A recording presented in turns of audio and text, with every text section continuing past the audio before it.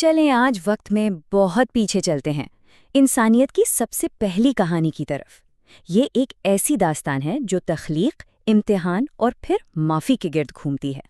یہ حضرت آدم علیہ السلام کی کہانی ہے۔ تو سوال یہ ہے کہ یہ سب شروع کیسے ہوا؟ ہماری کہانی کا آغاز ہوتا ہے کائنات کی تخلیق کے بعد، لیکن انسان کے آنے سے بھی پہلے ایک ایسے الہی منصوبے کے ساتھ جو ہر چیز کو بدلنے والا تھا۔ ہر چیز کی شروعات بس ایک اعلان سے ہوئی، ایک ایسا لمحہ جس نے کائنات کو بتا دیا کہ انسانیت کا مستقبل کیا ہونے والا ہے۔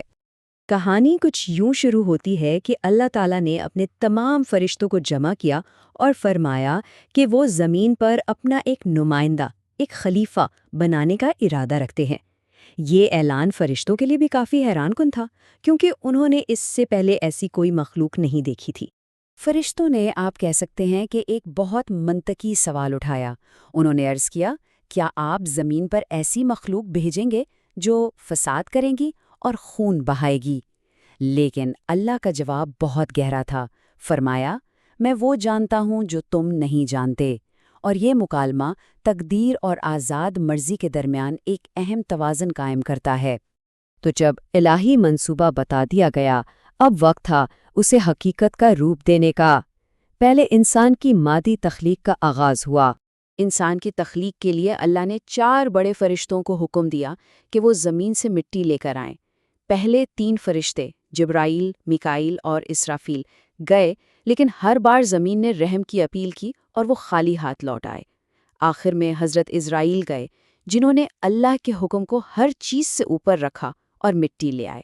اسی مٹی سے حضرت آدم علیہ السلام کا جسم تیار کیا گیا اور جنت میں رکھا گیا۔ جب اللہ نے اس میں روح پھونکی اور آدم کی آنکھیں کھلیں، تو جو سب سے پہلا لفظ ان کے منہ سے نکلا وہ تھا شکر کا۔ الحمدللہ۔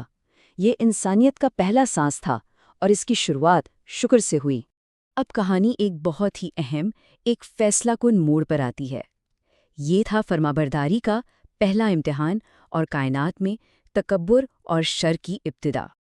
اللہ تعالیٰ نے سب فرشتوں کو ایک بالکل واضح حکم دیا، آدم کو عزت دینے کے لیے سجدہ کرو۔ اور یہ سمجھنا ضروری ہے کہ یہ سجدہ عبادت کا نہیں بلکہ اللہ کی تخلیق کے لیے احترام کا اظہار تھا۔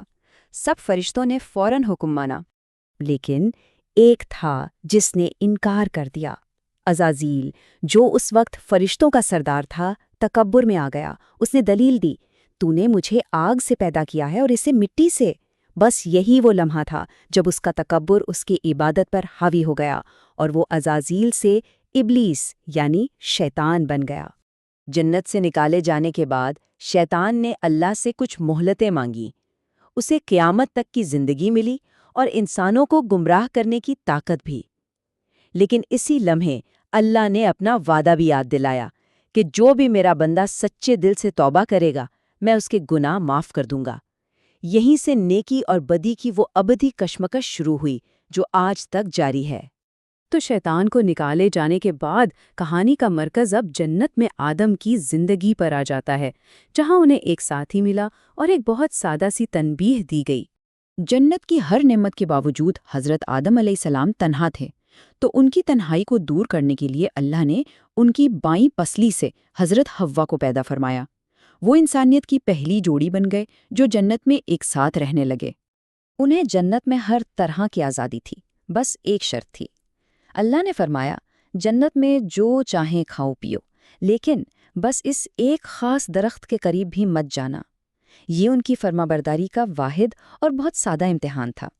اور ظاہر ہے یہی وہ ایک پابندی تھی جسے شیطان نے اپنے منصوبے کا مرکز بنایا۔ تو دیکھتے ہیں کہ اس نے انسانیت کو بہکانے کے لیے کیسی چال چلی۔ شیطان کا پلان آپ دیکھیں کافی سوچا سمجھا تھا۔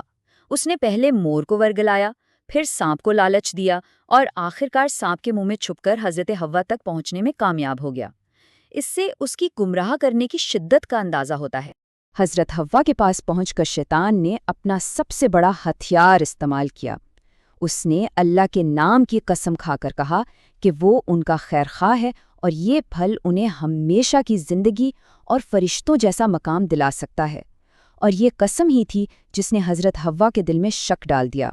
اس جھوٹی قسم پر اعتبار کر کے حضرت حوا نے وہ پھل کھا لیا اور پھر حضرت آدم کو بھی دیا اور انہوں نے بھی کھا لیا۔ بس ایک لمحے کی بھول تھی جس نے ان کی تقدیر ہی بدل ڈالی۔ تو اس ایک عمل کی قیمت کیا تھی؟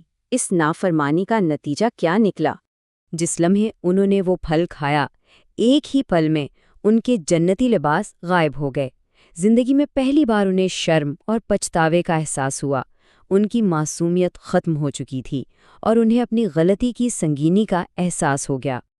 اب ہم کہانی کے آخری حصے کی طرف آتے ہیں، جو جنت سے نکلنے اور اس پوری داستان کے سب سے بڑے سبق کے بارے میں ہے، یعنی توبہ اور رحمت۔ اللہ کے حکم سے انہیں جنت سے زمین پر اتار دیا گیا، اور وہ بھی الگ الگ جگہوں پر۔ کئی سال وہ روتے رہے، معافی مانگتے رہے۔ آخرکار ان کی سچی توبہ قبول ہوئی اور اللہ نے نہ صرف انہیں معاف کیا بلکہ زمین پر انہیں دوبارہ ملا بھی دیا۔